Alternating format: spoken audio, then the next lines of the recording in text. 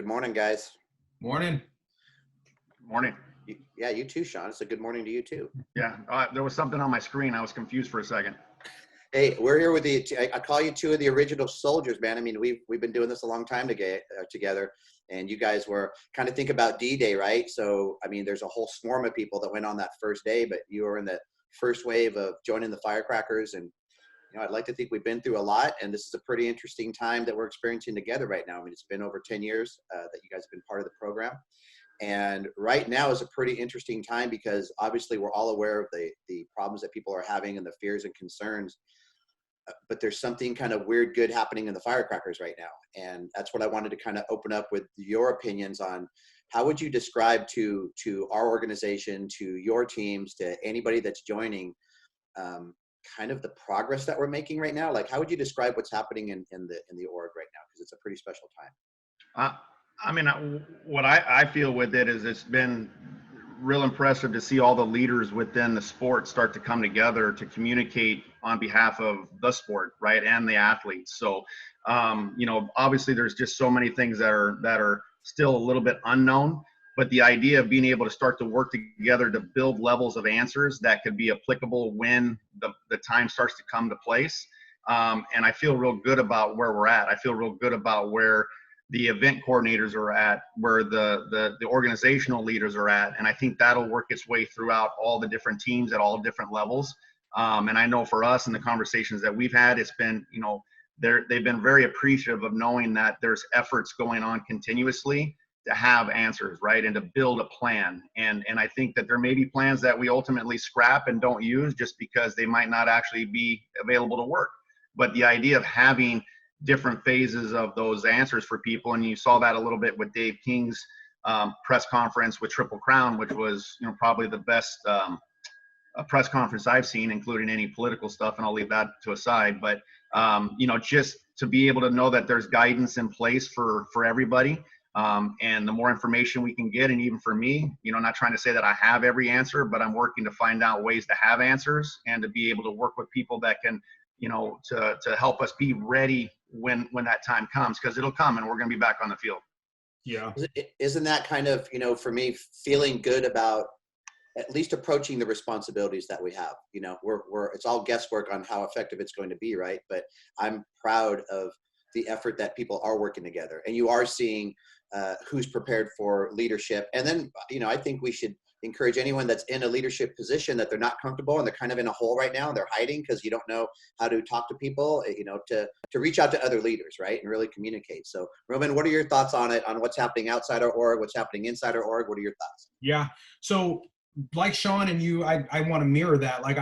It's just been amazing to see the blessing come out of this curse. So obviously this whole thing's horrible and people are losing their lives and that part of it. But then you look at the work that we're all doing together. This whole thing has forced us all to sit, and this sit downs that we're having have been much needed and very late and very tardy, whether it's because of our own ego or just our time availability. I mean, who knows what it is, but just to see the group working together, not just within the Firecrackers or the Brashear teams, but to see Tony and your leadership, all of us get together with all of our coaches regionally, nationally, as well as seeing other organizations.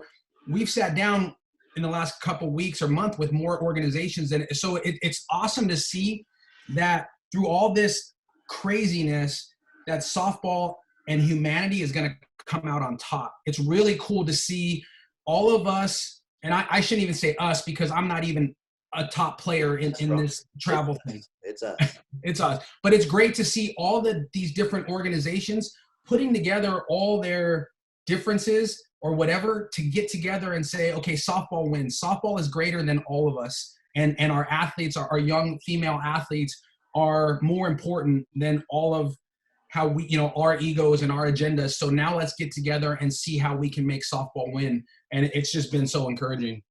It's almost like that the base of all of our personas and all of our deals and brands and these things that we all work hard on developing, right? But at the core of what we've always believed in, and again, I always use the word corny, right? But be a good person.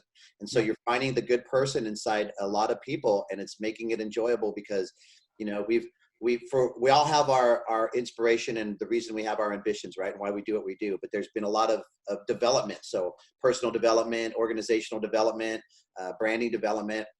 But to put that aside and make everything central right now, right? And so that's something that, again, I think, as you had mentioned, is pretty neat to see all the faces, the Firecracker coaches on these Zoom meetings, that we've known, and we kind of see one at a time. And I look at it as, I mean, ultimately it's at the top of the leadership. So everything that's been there or hasn't been there starts at the top. And I would want people to say, look, when you take ownership of something, it doesn't mean you feel bad or you're blaming yourself. You're taking ownership for it. So I've described as, we brought in Tim Gorman, and so far he's passing the test, and this is not an easy test to pass because, softball people are very picky and they don't just accept people, and I'd like to, somewhere on half of it, I know that you guys know that I'm not a complete idiot and I wouldn't bring somebody in that doesn't fit, but it also is a process. It's almost like a probation period, right? And so now with all of this stuff happening, I've told Tim it's kind of like, the way wiring and electricity is in some third world countries. It's just kind of like the pole, and people get electricity because they needed it, but it's not any way that it should be. And that's kind of how the structure I feel like I've provided, because that's not my forte. Now, again, part of this is swinging over to the importance of admin, but what Tim has come in and do is kind of like the electric company, making sense of all the things that we have working, but it's not, there's no infrastructure to it. And so it makes me feel good to be able to at least provide that. And so that's a pretty interesting thing to see all the faces that we're seeing on the Zoom meetings, and that, I want coaches to understand they can develop their own situation. So, starting with you, Sean, what would your advice be? We've watched you develop, an awesome brand and a lot of personal success that's not even close to being finished right now. And to encourage other coaches, because if you don't feel empowered, right, you get a little intimidated by it. You see somebody kind of playing guitar next to you and you want to play guitar, but you don't really know how to do it. So, what would you advise coaches on taking a certain type of approach to building their own brands and not being afraid to, and doing it the right way so you receive the right way, right? Because people don't you can be confident, but you don't want to be arrogant, right? Nobody's going to receive that very well. So what would your advice be to them? I want them to develop. I think a lot of it is being open-minded to listening to others and kind of taking, and I say it all the time, plagiarism is the greatest form of flattery. And there's times where, going back to when I would show up at your facility with Amanda for a little bit of hitting, and the whole time I'm sitting there kind of smelling it out and sneaking it out and then figuring out, okay, how can I take this and apply it to what I may do, right? And then beyond you, so many other people that have had an impact, from former coaches when I played to current coaches that are out there, and then utilizing my personality and maybe the way that I present things in my manner, but utilizing some of the things that I see working for other people to help benefit us. And then not being afraid also with that to share that with other people. And I think part of what has helped for us is we've never tried to make it to where any of the teams that are, in our program per se, are separate from us. We want them all to feel very included in the things that we do. And I think with that, they're open to know that we're going to provide them leadership the way that that they're needed. But we also, same thing, just like you did for me, try to give them their own platform to experiment and try things on their own ways, because they're not going to be my personality. They may not agree with exactly the way I present it. So, I'm very encouraging of them to take, and I think a lot of times that's just it, is having that belief in yourself to kind of go for it and to trust the things that and you believe in, while at the same time listening to others, taking in some insight from people that have been successful, because there's a reason why you've done what you've done. There's a reason why others have had the success that they've had.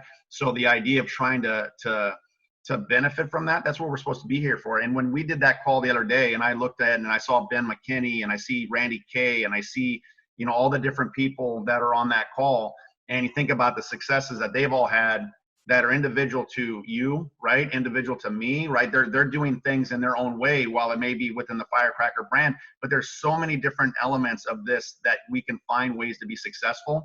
And, for me, I'm really excited that we're starting to implement a way for there to be maybe more access for others to all of what's here. Because if you don't have the answer, maybe I have it. If I don't have the answer, maybe Roman has it, or Ben McKinney has it, or Randy Kay has it, or Mike Wallace has it. There's just so many different ways to go about this to be successful.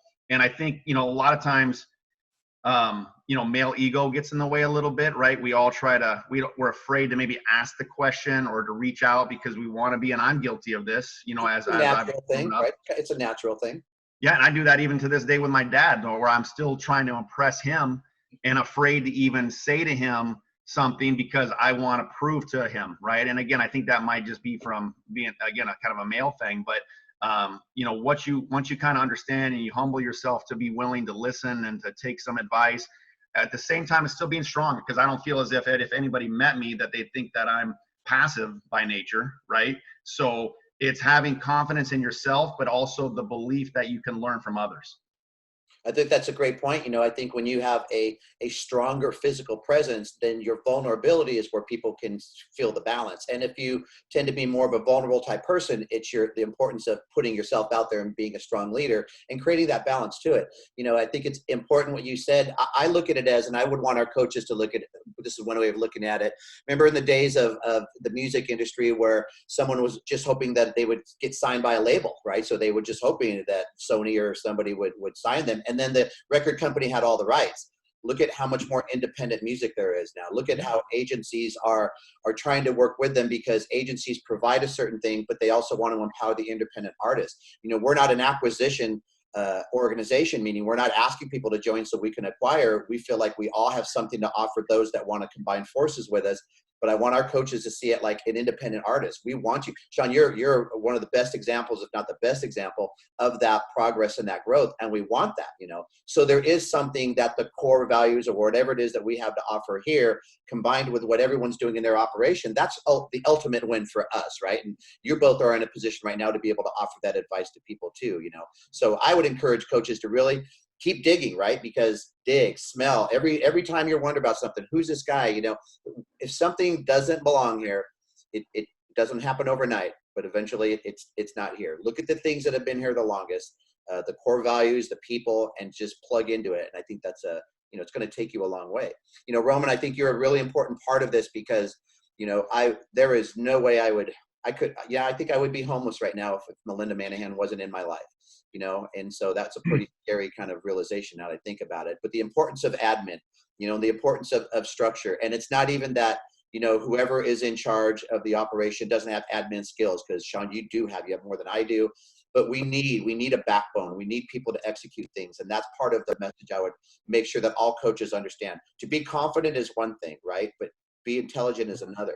Your role in helping Sean with the admin to your operation, for me, presents itself very close to how, you know, with Melinda, who I call the spinal cord. It's because we rely on you so much, and you execute things that might start in our head, right, Sean, and then just kick over, and then it gets executed. So 100%. advice, Roman, to just, well, actually, let me quickly start with Sean. Like, what's your advice to coaches in the importance of having an admin and someone that is your partner that can help you execute your plans? You know, and shame on me for forgetting that one part. And it's those that you have with you that are a part of your integral part of your operation. So, you know, Roman, first and foremost, with the things that he does on the administrative side, and just to be able, I mean, he hates me, I'm sure, because I text him continuously, hey, bro, make sure if we get this out, communicate this for me.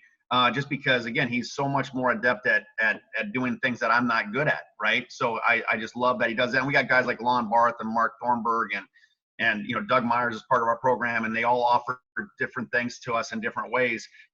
You know, but Roman, for sure, I speak to him literally every day, right? There isn't a day that doesn't go by. And in fact, the Saturday before Easter, I actually didn't text him or call him. And he texted me on Sunday morning of Easter, said Happy Easter. Then he asked me if I was okay, because I didn't reach out. That's true. Well, yeah. you think about it, it's kind of scary when you add up that math, right? I mean, I go back 20 something years with Melinda, and that's a daily check. I was never used to somebody calling me and saying who showed up for your lessons, right? Who paid, who didn't pay. And it was this checklist of questions to make sure I was taking care of things. And that's years. I mean, and so it's even kind of funny how that whole play on it, because it's a daily routine, right? But that's part of who we are. Very, very thankful for it. Yeah, no, he's as important. I mean, the things that we're doing on a regular basis, even now, to try to communicate to our families during this period of time, you know, doing some alumni calls and different things. And Roman's part of them. He's such a smart guy. I think everybody that meets him knows that. And he's always got the mind of trying to help people. So for me, it's like, not only is he helping me, but he's helping everybody that's in our program. And if you don't get a guy like Roman, you're not going to have the success, right? We're not where we're at if we don't have someone like that. Right. They're our partners. So what do you have to say on that, Roman? What's your advice for coaches out there, and how to either fill in the spot or combine forces with somebody?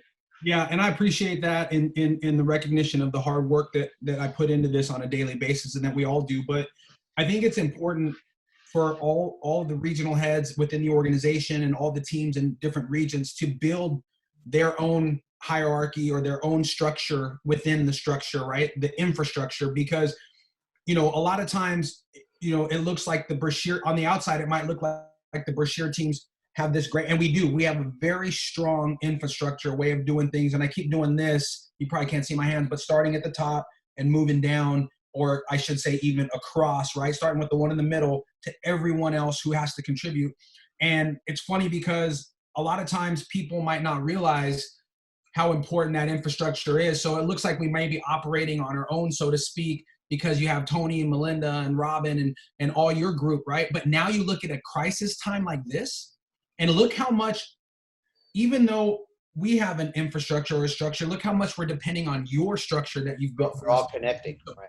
Yeah, so we're all necessary. So my advice to everyone in the different regions and Firecracker teams is get yourself some people that'll support you, some strong men and women that will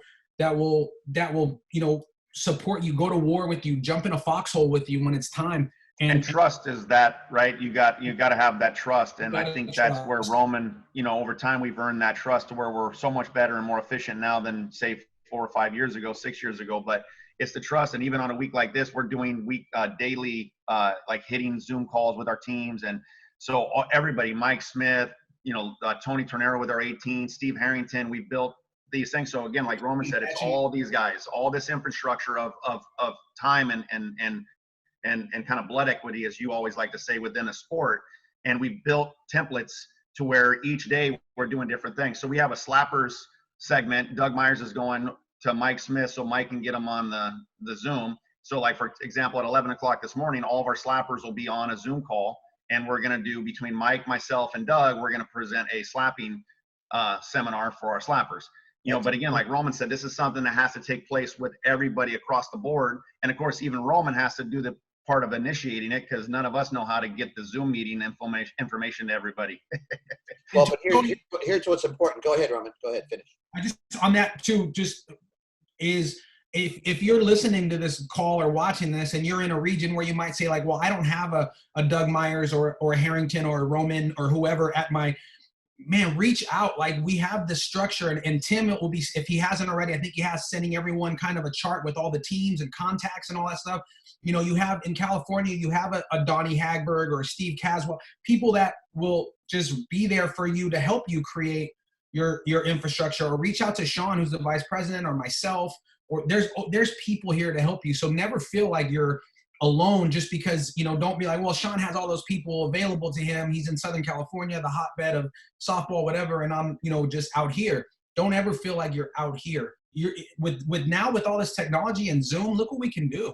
So get a hold of me. Let's set up a Zoom and I'll help. Like, let's do it. It increases your value. I mean, the bottom line question for everybody is, so, what do we get for being, part of this organization? What do we get for being on your team? And so the importance of this, the behind the scenes work never stops. Remember when we didn't have any admin charges for August until after 2 years, when I watched our whole staff working 5 times harder in August and realizing, okay, that was a compassionate move, but it was a dumb business move because the company was working hard. You're working tirelessly because the phone calls never stop. The networking never stops. The college recruiting never stops, especially right now. And so being relevant, connecting with Zooms, I'm really proud that we've all got better in this space right now.